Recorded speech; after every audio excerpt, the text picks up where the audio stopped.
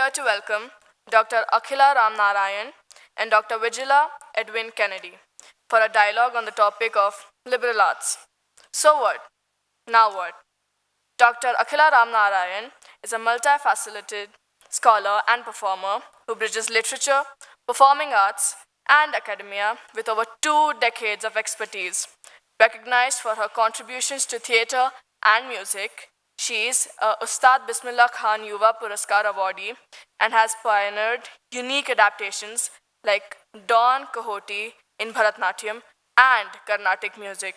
As an educator, she has shaped minds at institutions like Kriya University, while her creative pursuits, including indie rock albums and scholarly essays, reflect her dynamic engagement with the arts and academia.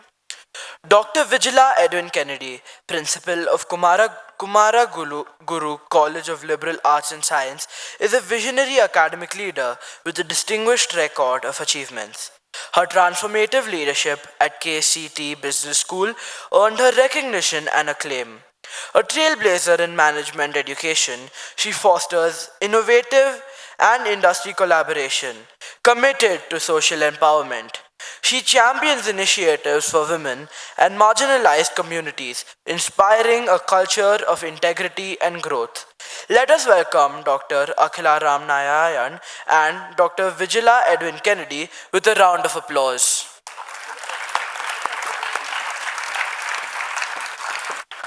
So, thank you very much. And Anil, this is like after national anthem, hey, sit back, one more session. Oh, 2 more sessions coming up. All right, fantastic. Okay, I'm going to ask the kids now. What's the best dessert that you like? I know that today you had a great dessert. Tell me some names of the desserts that you love. Ice cream? Okay. Payasam? Cheesecake? Gulab jamun? All right. Any dinner that you go, any lunch that you take, always ends with a dessert. Very important to have that dessert. Today, this is the dessert session. You had the whole full meal for 2 days. Lots of things have gone in. Do you know why we take dessert? You know, the scientific reason is that the sweet that we take in gives in endorphin, which gives us satisfaction, which gives us happiness. So obviously, with this being a ending session, sort of ending session, Anil has told that there are a couple of more sessions, but we want to give that, we want you to leave with a fantastic taste. You know, we always say, oh, I want to have the taste in that mouth, my mouth, before I leave. So we want to leave you with those tastes, with those thoughts, because this session, we have framed it as liberal arts education, so what, now what? So what, now what? Because we have heard for 2 days, so what?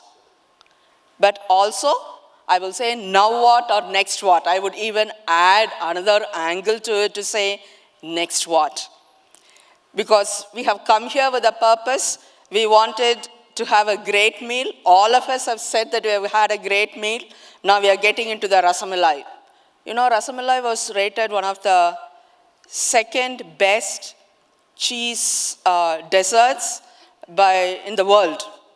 So we hold the credit. So we are getting into that and we are going to taste that. So with this context of saying liberal arts, so what, now what? Now this session is going to be for students. We are going to be very inclusive. So it is going to be for students. I'm so glad the students are back. We were pegging on you to build this session. So happy that you are back. Thank you so much for being back here. Because you are going to drive this session. You are going to drive this session.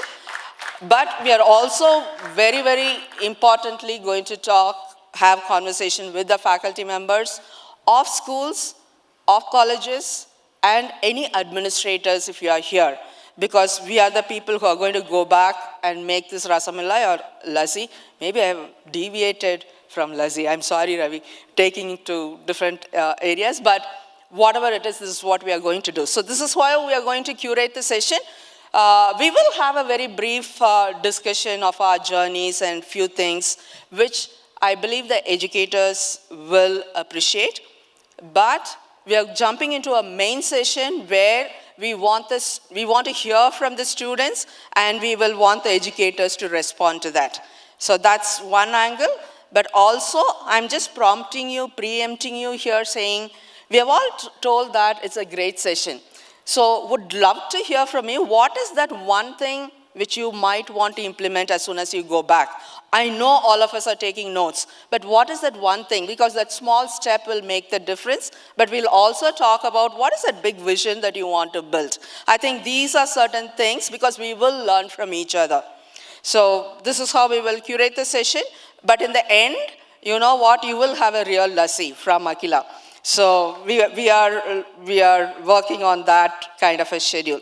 So to start with, Akhila, tell us, why are you here? I don't want to get into the biography because these lovely students have done such a good job of introducing every single speaker for the past 2 days, better than some professional MCs. So we don't need to repeat all that. Kudos to all of you for doing that. I'm here because I'm somebody who loves what I do. And I'm also here because I'm very fortunate in the fact that I never felt stuck in one career. I've always felt the freedom to just pick up and do something different. So I went to the US, I got a PhD in English, and then I taught, and then I fell in love with theater, so I came back to India, and then I didn't have any money, I ran out of money, so I had a day job in a tech company, and after which I went back to university life with Anil at Kriya, and now I'm at Sai University. So, but whenever I've felt like I'm stagnating, I've picked myself up and moved along. And I've always felt like if I really cared about what I did, and I cared about the people I do it with, the rest of it will sort itself out. Now, this confidence is hard won in a world like ours, right? Where there's a lot of social pressure, a lot of familial pressure to be a certain somebody, to inherit something, to continue a legacy. And there are wonderful people like Jacob and Sarah who I think do it because they feel a real calling towards it. But it's not always the case, right? You have to come there. You have to arrive at that point in your journey. So that's what I'd like to say about why I'm here. I'm here to share the fact that we can reinvent ourselves. And it's possible to do it over and over again. And it is possible to find joy in what you do. Vijila, so you have to tell us why you're here. One of the very important aspects of liberal arts education is lifelong learning. We emphasize on that in liberal arts, and I believe that I'm a lifelong learner because whatever we do, every day there is a learning. Learning can happen from listening to people. Learning can happen from observations. Learning can happen when somebody else is doing, learning from that. So I think for me, connecting dots is very important, and also networking is very important, but also to refresh my mind as to, whatever I'm doing, is it right? Should there be a validation? Should I course correct?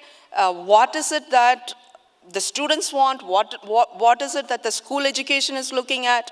Where is it that we are going? How is the future evolving? I think very important to question where we are, because many times we get very complacent saying, yeah, it's comfortable, it's good, etc. But I think this was a time I came here to question, to validate whether what is happening in my career, in my institution is right, or should it take a course change? So that it was to get that kind of a thought process here. That was my purpose of coming here. All right. All right. So picking up from there, Akhila, you have been into a journey of different aspects, and you were in literature, theater, tech company. Today, you're an administrator. Tell us your contribution, your investment in the liberal arts education journey. I, um, I don't know. I think this will be, I mean, most of the people who have invested in this will know that, when I did college, I didn't have a lot of freedom once I opted for a major in exploring other disciplines. And I studied in India. And after that, when I went to the US, I found that this was at the master's and PhD level, that I had far greater freedom. I could sign up for courses outside the major in different departments in a huge university. They are called Research One universities. There's a library with 11 floors. There were 15 libraries. And, I could actually just sit and learn. I almost sometimes didn't even need faculty to help me learn at that stage.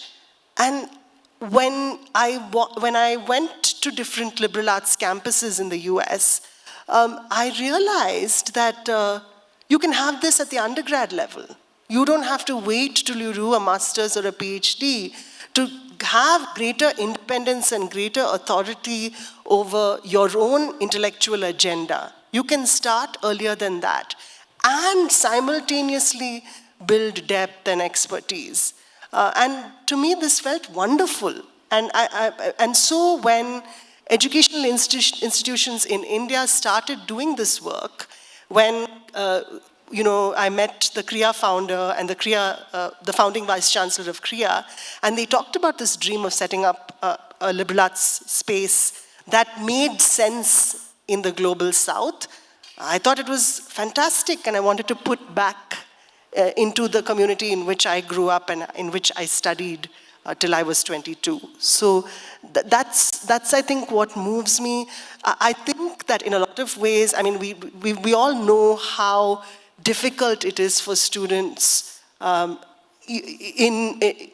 our current K through 12 system. We have some alternative and progressive environments, but we also have a lot of codified, very ossified structures. And students in many schools don't have choice. And to open up that space of choice, however difficult it is to do so, it is very difficult to do so in India, much more so. And then there are students who have choices, who are in alternative spaces like this school, who then have to encounter the students who've never had those choices once they come to college. So it's a very difficult lassi to make, that lassi of the college experience, the liberal arts college experience in India. You like how I brought that in, Ravi? Yeah. So it's a delicate matter, concocting that lassi. So that's the challenge I'm here for. The other interesting challenge for us is, among educators, is that we have people trained in very many different contexts and environments. How do we develop a common language across US trained, Europe trained, India trained? Some folks go to different parts of Europe, postgrad work and so on. And they all come with their own ideas of what a college education looks like. And then we also have this prefab liberal arts structure, right? So everybody's expected to conform to that structure. And this is the word. And students, I'm telling you this too, you need to understand this, because when you go to college, you'll meet the faculty. There won't be one single interpretation of what a college education looks like.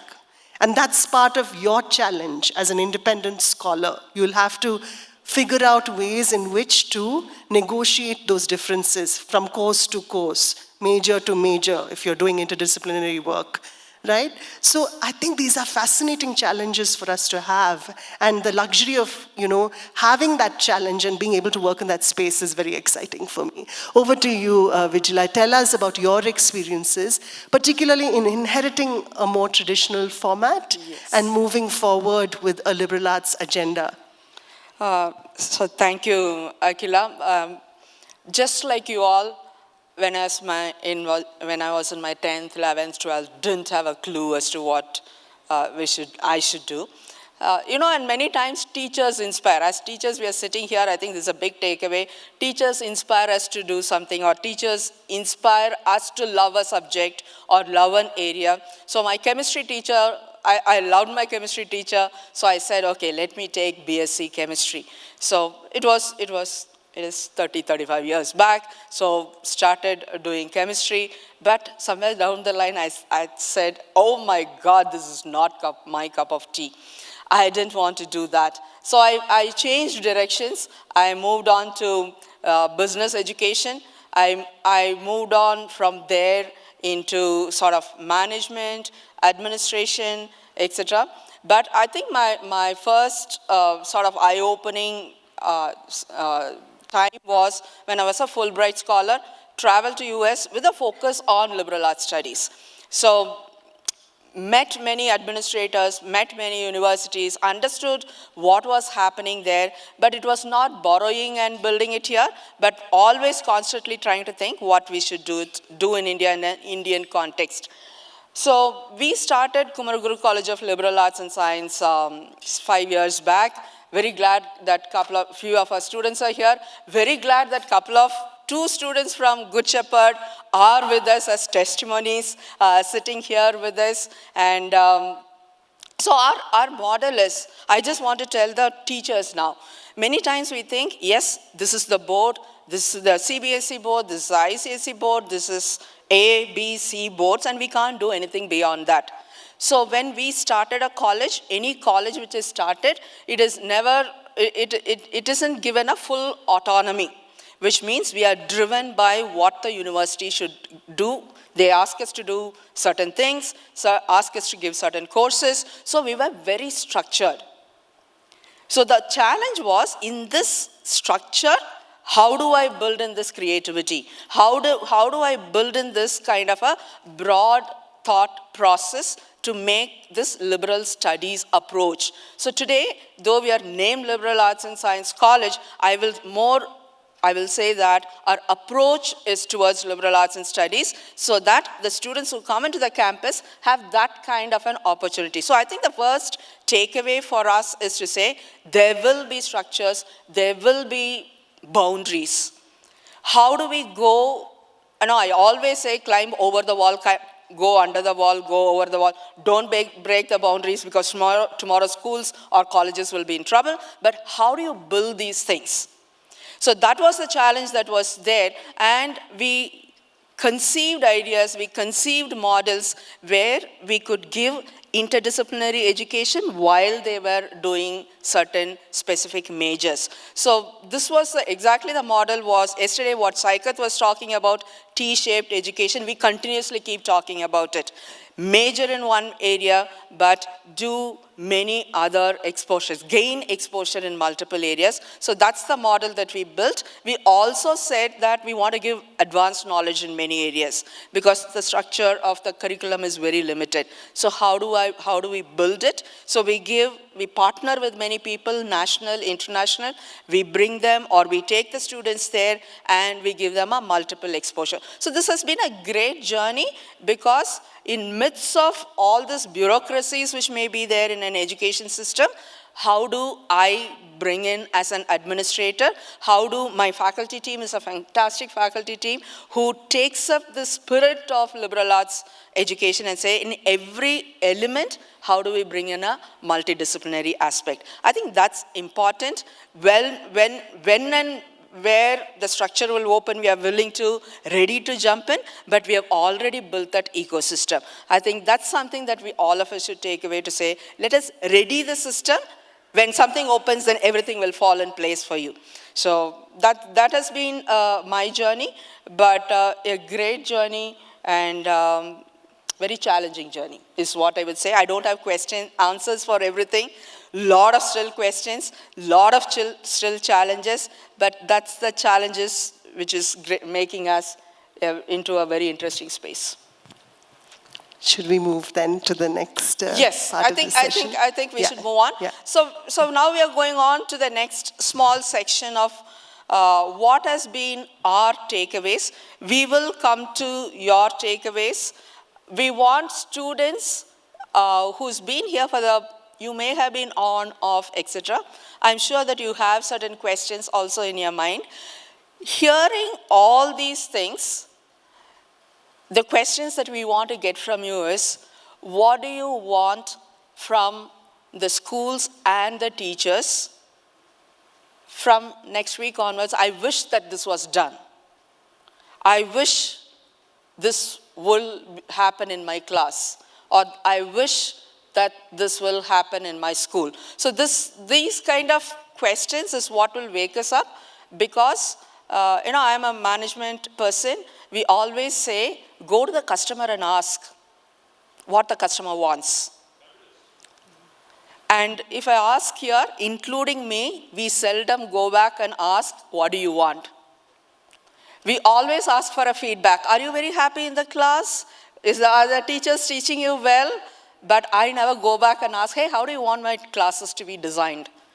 What kind of courses do you want? We decide, we say, hey, do this. We package it. But nobody wants what is inside. So those questions, we would love to hear from you. What is it that you want? And we as administrators will try to respond.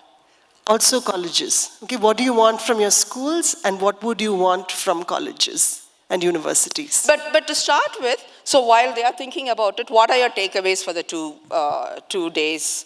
What are your takeaways? I don't know, Dr. Mitra's session blew my mind, and I can't think about anything else. I'm so creeped out after the session on AI. I'm finding it a little hard. So I made some notes. I think for me, I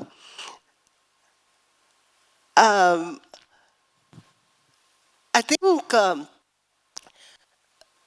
the feeling that we really need to think about who we are serving, the feeling that we are dealing with an unprecedented kind of student body who's grappling with challenges that, we do understand. We're going through the same things ourselves. But at the same time, I think you have greater challenges in terms of big stuff, like climate change, the mental health epidemic, pandemic that's all around us. I see it all around me. Also, it's a very interesting time for us, and I think all the sessions reflected this. With the internet, now you all have the internet, and it's your educational tool, it's your learning tool, it's your window into the world. And so sometimes you are at odds with society, culture, family, what is presented to you in real life by all of us, because you are exposed to far greater things, larger questions about gender and sexuality, larger questions about neurodiversity. You have better vocabularies, but a lot more challenges as well. So I think for me, the learning here is that I think we need to just be learners at this point. We need to unlearn. That the unlearning, I think, and then stepping up to meet the needs of this time for all of you is and how do we do it together, and how do we grow as a result? I think that's my biggest takeaway. Thank you, Akhila. I think for me it was more of what does the future hold? Are we ready as a system, whether it's school or a college? That's the young generation which will enter into the college, while there are kids out there who will enter into this auditorium. Are we ready for that is a major takeaway for me. But I had certain validations happening here of what I was doing in my college, whether it was right, including the T-shaped education. There was a validation. There were many other small validations that were happening.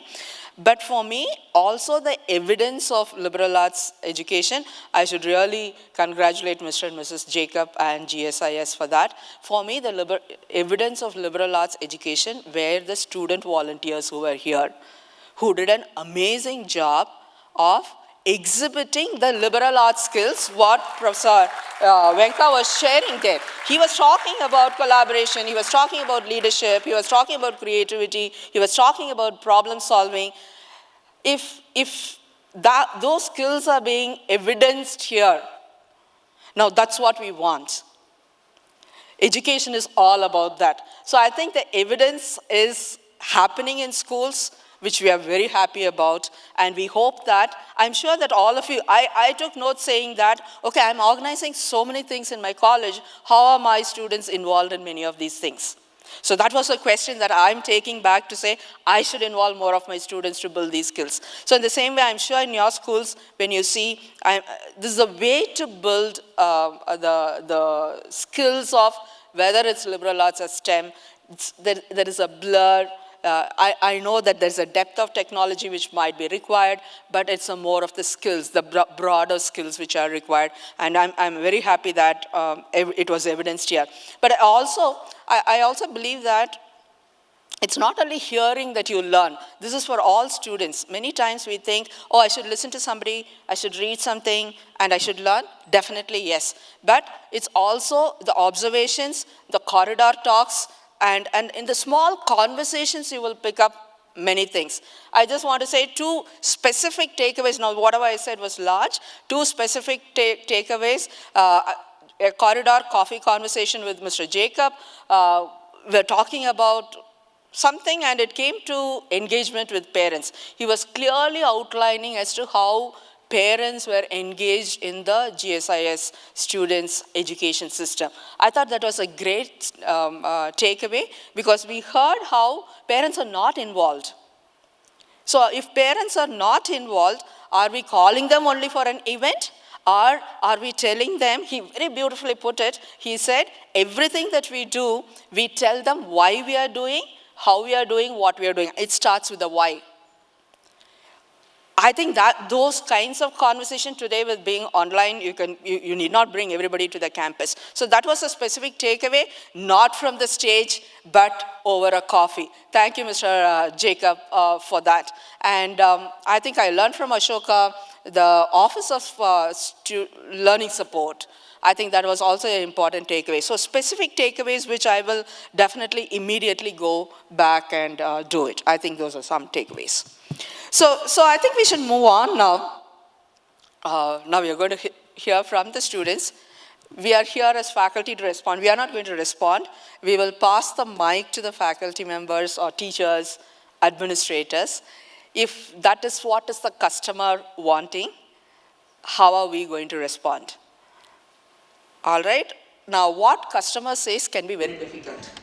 You know, as customers, when we buy a product, how difficult we are. If the service is not good, if the product is not good, we trash them in different ways, either directly or online, and we say, oh, I'm going to go and put a review there, saying that it's bad. Okay? But only thing we need to remember is it could be very good suggestions which are coming. So, but how open are we to listen and to respond? Could be some of the things. Now we will throw it open to the students.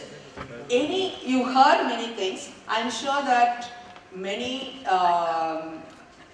aspects are happening in GSIS, but you might, I will put it like this, something which is very good which is happening, also share with us, so that from other schools they might be able to listen and they may take it back. But if there is anything else also, you should share it with us. But I think there are from some other schools, colleges also, participants are here, would love to hear from you. So, what is it that you expect? 1, 2, 3 things from educators or from your teachers when you're in your school or when you're in your college.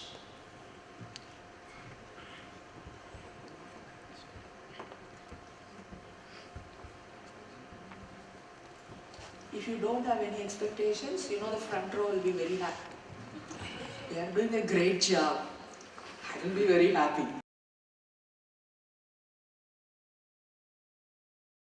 What is really bothering you? Say, I wish I had this. I really want this to happen. I wish that this could be done.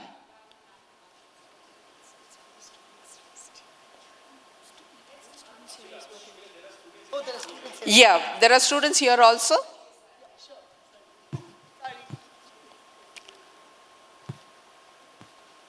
What are the things you wish it can happen? So this is nothing against any school. I just want to tell you that. This is nothing, because every school is doing a fantastic job in their context. We heard in the morning how context is so important. So in your context, I'm sure your school is doing good. But there is always the scope of improvement. Always, how do I do it better? For that, we need to hear the voice. Otherwise, we will do what we think is the best. We'll have our own biases, as we heard in the morning. Think that this is the best and we will give this what is the best, which may not be the best for you.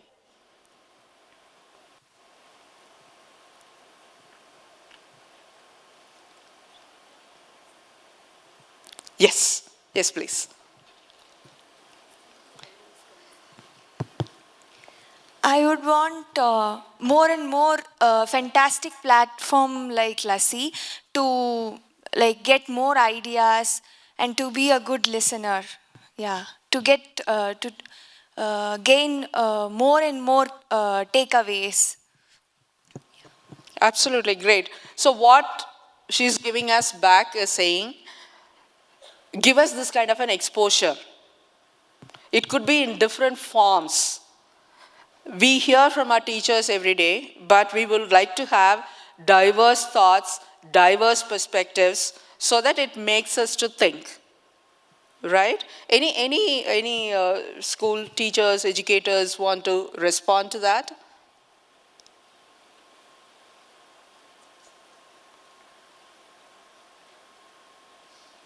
All right, we'll hold it. Any other expectations?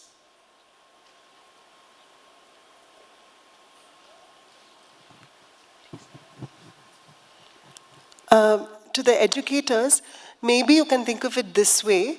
What is one small thing you can implement in your classroom or your institution? One small thing that you can right away implement in your classroom or institution that responds to that wish for more exposure in this case. So if somebody could just, it's just an exercise in generating ideas collectively.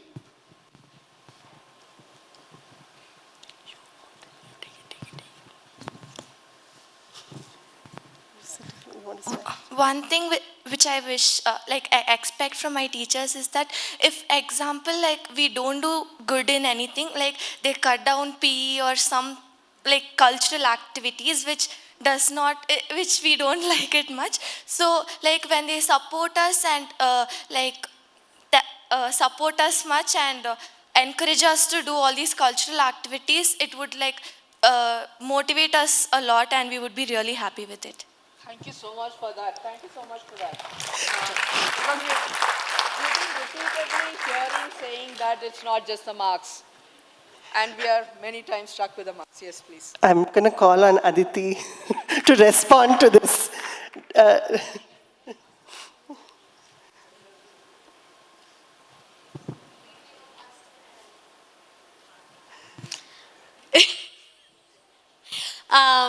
So your request was for teachers and the schools to have more social events and gatherings. I think that's a great idea. I think that more learning happens when there's a lot of collaborative opportunities and nothing better than a good debate or a good dance competition or, you know, and I think most schools are doing it now. And I think if you need, you know, okay, my suggestion, shh. See, this is why students get in trouble. Now, my suggestion is have an open conversation with your teachers. You know, we spoke about communication earlier today, and I think be brave and sit down with your teachers and your school management and say, hey, these are the 5 things it would be really great to have over here. It'll make it a happier school. And then see how they respond. Right? So have an open, all of the GSIS kids are like, what? All right. And Ms. Mike wants to add something? Hi. I wanted to respond to your query about why do we give punishments and take away your PE time and your recreational time. And So my question to you is, yeah, just a second. So what sort of I wouldn't call it a punishment, but a reform that you would want us to bring, that you do your homework, that you finish your assignments, that we don't have to take these steps, no? Tell me what would you want us to do?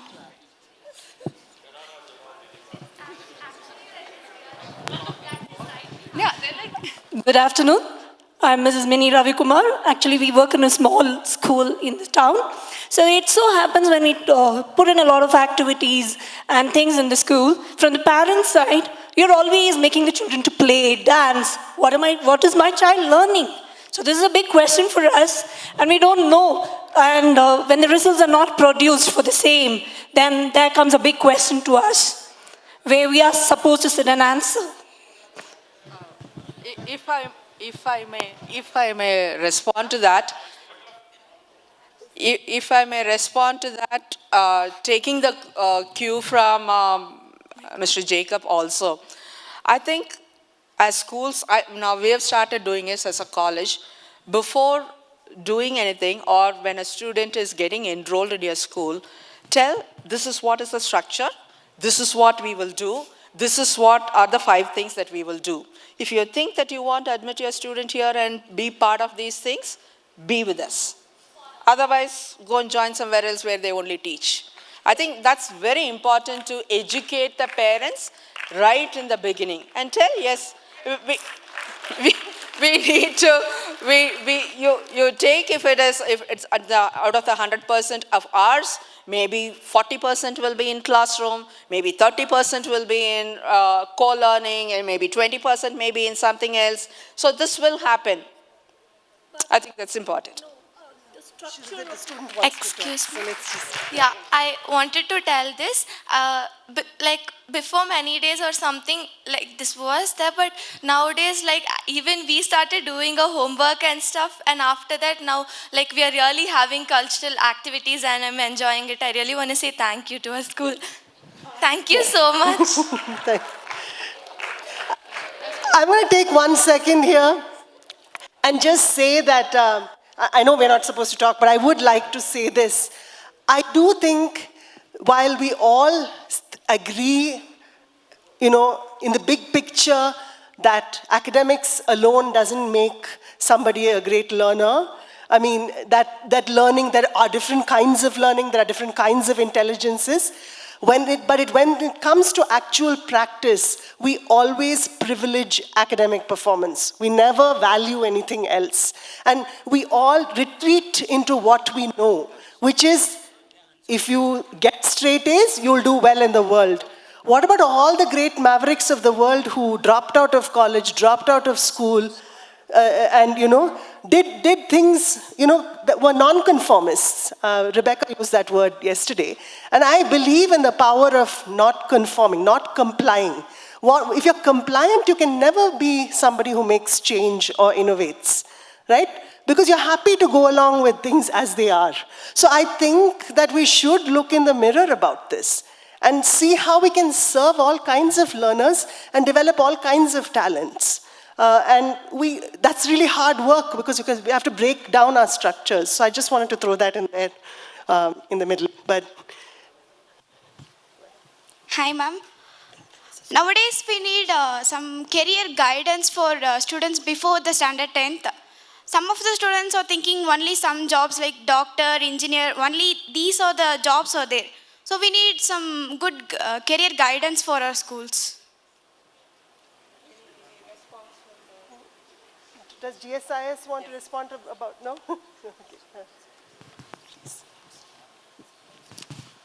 Good afternoon, everyone.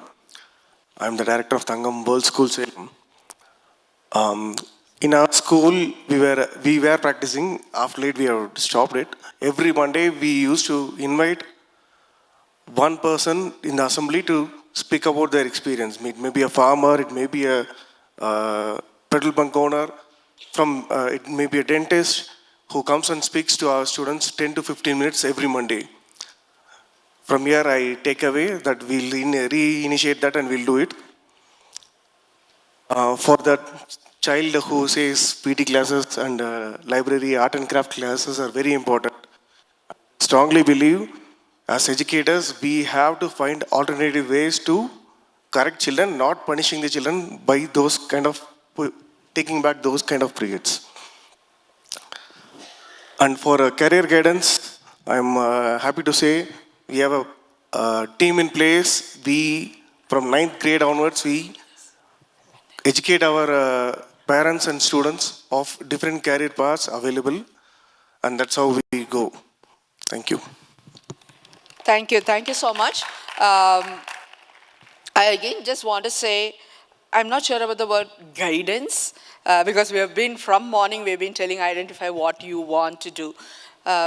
If in US, you might have seen, right from second standard or third standard, they'll say, bring your dad, let your dad come and talk whatever job he's doing, and ask him to share the experience. So that kind of a career exposure happens from second standard to third standard, and it builds. So it could be a fireman who's coming and talking, it could be a lawyer who's coming and talking, or it could be a person who is doing very, very different jobs. Who are coming and talking. I think that kind of bringing in the parents is also a way to engage the parent. Bring the parent and ask them to talk to the kids to say, hey, this is my job, this is why I love my job, this is also an opportunity for the job. I think that kind of a building that system right from the early stage, not from 9th or 10th, also gives them a multiple exposure. So that's my thought. I think we should close. We are really running out of time. And I think 2 days, lots of thoughts, and if you think that you're going back with a lot of questions, that's fantastic, because questions is what will make you to think further. And as we close, we want our workplace to be better. We want our schools to be better. Students want the schools to be a happy place. Teachers want it to be a place where we enjoy work. It should not be a drudgery. Administrators want schools or colleges to be fantastic, growing. The society wants, the parents wants it to be a transformative place. So everything sort of culminates there, a lot of stakeholders' expectations there. And how do we make it into a better, happy place? I want to give that finale to Akhila. Okay, so this is going to be an interactive exercise with a poem. And I'd like you all to participate. You need to remember one phrase, and when I point at you, you have to together say that phrase. Okay, and that phrase is, though I keep this from my children. Though I keep this from my children. Try it once. Okay, so here's the poem. Every time I point to you, you say this phrase, okay? Life is short. Don't repeat what I say. You only say, though I keep this from my children. Shall we try this again? Okay. You don't say any of the other stuff I say. You only say this line that you keep in your head. Though I keep this from my children. Life is short. Though I keep this from my children. Life is short. And though I didn't point. Only if I point. Shall we start again? Life is short. Life is short. And I've shortened mine in 1,000 delicious, ill-advised ways. 1,000 deliciously ill-advised ways. Though I keep this from children. Okay. For every bird, there's a stone thrown at a bird. For every loved child, a child broken, bagged, sunk in a lake. Life is short,